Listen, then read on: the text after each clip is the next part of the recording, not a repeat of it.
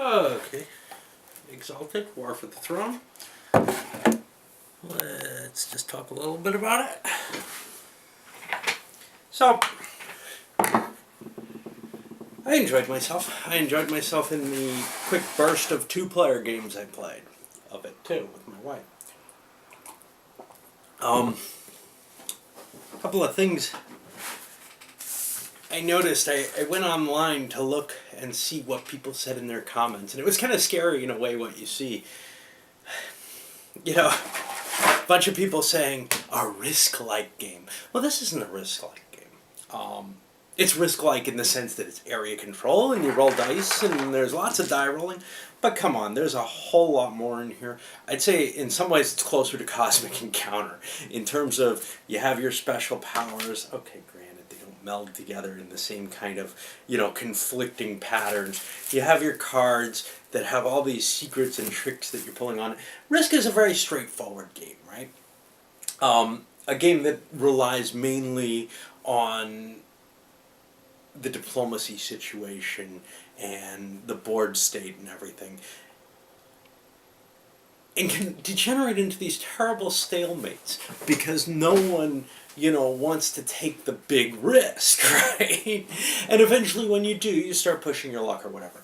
This doesn't feel like that at all because you have this limitation, only one really powerful attack per turn. Yes, once you get locked into combat, you can be rolling dice in a lot of different sections, or maybe you have cards that allow you to do more, or you could split your attack with the missile or the sorcery attacks, where you're able to make attacks into multiple areas at once, and then advance into them for free, essentially.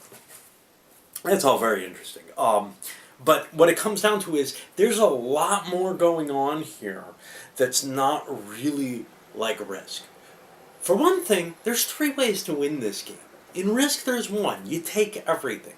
In this, because you have these 3 different options, you have to kind of be blocking people along one while maybe expanding another. You can sneak into it by collecting up your pile of these. Something that kind of doesn't really affect your board presence. You can just slowly, gather up victory points, essentially, that no one else can touch. Of course, they're expendable, and they're important to be able to expend. So once somebody notices you're gathering them too much, they may say, he's about to win a hit. The other thing I saw there was a bunch of people saying, nice light war game. No, this is no war game. Come on. No more than Risk is, no more than Stratego is. This is pure Ameritrash, and it's fun for that, this is not really simulating anything. One way you can look at that is immediately when I started thinking about it, I said, you could retheme this as a historical game, and it would be the same, You could say, well, wait, what do these things count as? Call them diplomatic, goodwill, world opinion, whatever you like. You get enough of these, you've kind of gathered this imperial grandeur about yourself.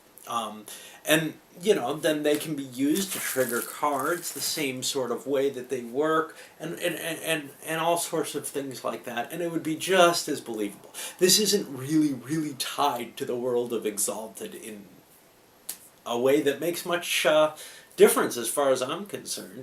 These cards could all be rewritten to sound like they're something else. And that's something that you can't do with a war game. A war game simulates a specific instance. Even if you allow for fantasy or science fiction war games, at least they simulate a postulated instance. Alright, enough of that. Let's take a look at the components. I think that's important. You saw them better in the playthrough or the introduction. The board is kind of minimalist. Like I said, it looks like something that came out of, a period when there were a lot of little fantasy games where people would sketch out a little map like that and say, that's good enough. And, it's functional and everything, but it's no more exciting than, say, something from Erland. It's just a kind of ugly-looking map that doesn't serve much more than to represent a graph in some format that maybe is a little bit easier for people to see. The plastic pieces actually work pretty well. If you know me, I gripe about plastic pieces all the time. Here, because they're in 3 different pretty clear shapes, and there aren't too many of them for the size of the map. The map's tiny. Well, maybe not for some people, but the map's pretty damn small, right? It'll fit on a single little table. And yet still, these pieces are economical enough that at least the infantry pieces, you can have as many as you need in a location without it becoming an unwieldy pile. All the spaces on the map are fairly large and can hold a lot of pieces. There's also the fact that you never need a lot of pieces in one space. It wasn't until the end of this game that we started seeing decent-sized forces, like above 5, where you have to pay extra coinage. The little fish things, hey, whatever, you know. Personally, I would rather counters, I guess, but it is probably not too much more expensive to put something like this in, except that if you get it shipped, right? These guys fine, the coins are fine. The cards are a little flimsy, no big deal if you end up putting condoms on them. I find the dice tremendously goofy looking. Like I said, they look like Christmas cookies to me, but whatever, you know. And it's funny, they don't have 10s on them, they have 0s. You know, I mean, if you're going to select specific dice for a game like this that has 10s built into it, you'd almost think, hey, let's put 10s on 10-sided dice instead of 0. I don't know. Just minor gripes there. None of it really affects it. These cards, well done.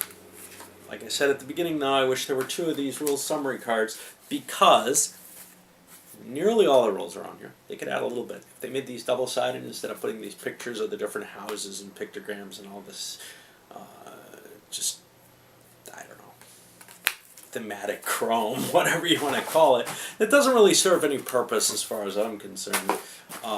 Then they could have gotten everything on there, including victory conditions, etc. And that's important because this rule book is a pile of crap. It's written like a White Wolf role-playing game, except maybe even more condensed in terms of walls of text. Examples are done in italic, that's nice, but not really set apart very well. It just runs together, and in some cases you have actual rules split in between examples, so that you're reading a section on rules, and it goes roll, italics for an example, roll, big lump of italics, and when you scan the thing, you don't think you've got rules there. And really, the only way to actually distill this so you could teach somebody the game and learn the game at the same time is to kind of skim it through, because most of it's filled with words that you don't need. You know, it's very verbose and very, very unuseful. And you know, sidebars have a reason. That's where you put your examples so they don't disturb the text. That's something White Wolf didn't learn in role-playing games very well. And it's okay there because, you know, you're kind of sitting back and reading the whole role-playing game. I wonder what that is. All right. So one of the things that I really noted about this was there's this really nice balance between the choices you make. Just in terms of a lot of different things. For example, the maintenance cost versus building new troops. Okay, so if you have lots of troops spread out throughout a lot of areas, you're going to pay a higher maintenance cost. And this is something you have some control over. Of course, if you have big piles of troops, you pay a little bit more too, but that doesn't tend to happen until late in the game, even no matter what the number of players, I think. But you have this kind of, what do you want to use your money for? And you can use it for maintaining troops, which you have some control over. You can use it for building new forces, which you absolutely control. You can also use it to improve your economy in terms of those manses. It counts towards them. Of course, that takes one of your primary actions, which means that's kind of the lay low and maybe build up the essence points for it. You also have the question between your economy and your economic growth, because you see your essence counters also serve a couple of purposes. You can use them towards building your economy. You can't really use them for troops for the most part, although there are some cards that allow you to do some conversion there. Between that and using them in actual combat, where they give you extra dice. And it's very, very hard usually to figure out what you want to use, to figure out a way that you can get any building up of your economy in this, unless you're in a position where you don't want to use your primary action for a movement combat type situation, which is very, very seldom, I think. Overall, though, I think it works really, really well for the kind of game it is. I did not rate it too highly. I think I gave it about a 6. Because, I'm not a big fan of lots of die rolling and stuff like that. But for a game of that nature, I think this allows a lot more thinking, a lot more different puzzling to go with. The other thing that was really negative that I spoke about in the end of the wrap-up, the cards have too much text on them in some cases. You have to read too much to get an understanding of what it is you can do. So if you're trying to scan a bunch of cards quickly for information, especially playing solo like I do, but even if you have a handful of 5 or 6 cards, there's just a little too much to read on them. It's like too many of them are like a magic card, some of the more complex magic cards that have, a big wall of information on them. And especially learning it for the first time, but also a lot of them are singular cards that you wouldn't really get too used to too often. I'm assuming no one's going to play this too many times, although when my wife and I played it, we threw 3 or 4 games off right away. But that's mainly because the 2-player game has a tendency to have both players in a position where they're about ready to win, and you just topple it right there. If I was paying more attention at the end of my game, I think I could have prevented green from winning. But that can only go on for so long. Basically, there is an ultimate time limit in this game, I think. It's possible that it can fall into a situation where 2 people are just constantly attacking each other and spending all their essence. But for the most part, the essence provides that time limit, which is to say, if I'm going for a victory in one direction, say by sea, and the other person's going by land, and we're kind of foiling each other, well, that becomes kind of apparent, and you start maybe trying to be a little bit more parsimonious and saving some of your essence behind and just build that up and gain and maybe do a little construction work instead of the straight out attack that otherwise would be done. And as you save those, eventually you get to the point where, well, even if you're not the one who's going to win, if somebody can take you out, you become a big enough pool of essence that they want to select and save some essence so that if they can take you out, they can win by grabbing it. Which makes this kind of interesting situation. Now, if essence was unlimited to spend, that wouldn't be the case because, oh no, I'm about to lose the game or that guy's about to win. I'm going to throw all my essence into a battle. But cleverly, the game puts a limit on how much you can pay for any one die roll or set of dice that you roll. So each of the powers, is going to be rolling at most 5 dice, which can change by some of the event cards. It's also kind of cool with those charms, cards that you get to use again and again and again, but you got to pay for. And then, of course, the event cards, which are much, much more random. I like the charms. They're not, for the most part, none of them are as potent as some of the event cards. So the one-use event card can get you this big advantage. If the charm did that, where, for expenditure of 1 essence, you got, say, 5 dice in a battle, that would be pretty potent. But as it stands, there's this kind of nice balance. The charms tend to be fairly minor things.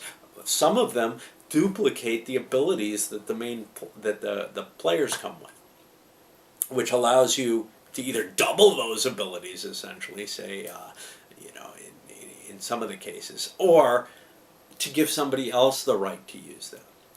I also kind of think it's cute to have the color coding to the magic so that one player can choose to aim for a free charm, which is kind of potent if you're not having to spend the essence point for it. Some of the charms require them to be your primary action, though, and those are kind of funny. So you might want to hold a handful of them. Not a huge hand, but a couple of them. The fact that they cost you 3 essence each to buy kind of gives you this other balance. It's not like you can just grab them at will. Essence is something you do want to hold on to, not just for victory conditions, but because you need it so often in battle. So it's often a hard choice at the beginning of the game. Hey, do I want to make attacks that'll be better because I have these dice and therefore get more economics because I capture something? Or do I want to maybe buy a charm that's going to cost me this essence now, but for the rest of the game, I'm going to be able to use it. And even if I don't like that charm, I can always discard it each turn and draw a new one so that I can cycle through them until I get one that I want. So I think that's kind of a neat little piece in there. It's all very simple. It's all very easy. It would be trivial to explain this game to new players. I even didn't have too much trouble skimming the rules to do it. And, you can pick it up and start playing it. It's going to be a fairly short game. I think probably 2 hours or less for the most part. There was something else I wanted to talk about, but I don't remember what. Anyway, it worked out pretty well. The one place it really hit me, again, it's that, well, it's not a war game. Well, yeah, it felt a little too abstracted. It felt a little too much like playing Risk in terms of, it's not really terribly grounded in the storyline. I guess, reading the cards, you learn about, there was some ancient empire with better magic, technology, and there's these kind of, sources of power that you can develop to research or whatever. But, it felt kind of, to me, in that sense, like Warhammer, what is it? I don't remember what it's called. I'm trying to remember. Something like Mighty Empires or something like that, which was this big kind of multiplayer dice fest, minis trying to fight out on a board, where it just feels like a generic world. I don't feel like I'm drawn into the story in the same way that some games, even White Wolf's own the Vampire Prince of the City or whatever, felt a little bit more like Vampire than this does feel like a specific fantasy world. Maybe, I don't know. But I was kind of hoping for something more, something. I have Dragon Pass now, and I'm kind of like, that really puts me in the Glorantha mood. This doesn't feel like in any sense I would feel particularly inclined to play the role-playing game, or because of the role-playing game want to play this. I feel like they're disconnected, even though they have that same thematic connection between them. So that feels weak to me. But and that's a pity, because that's one of the reasons I picked this up, was to help me get into that role-playing game. And right now I don't feel like I know anything about it that's of any interest. I feel like I know more about Dark Emperor's world by so much. But that's sort of a war game when it comes down to it, isn't it? And I kind of want to role-play in Dark Emperor's world, because I think RuneQuest would work well in it. Alright, up this goes, and trying to convince myself into Mr. Madison's War. I think that's the thing I really want to do next.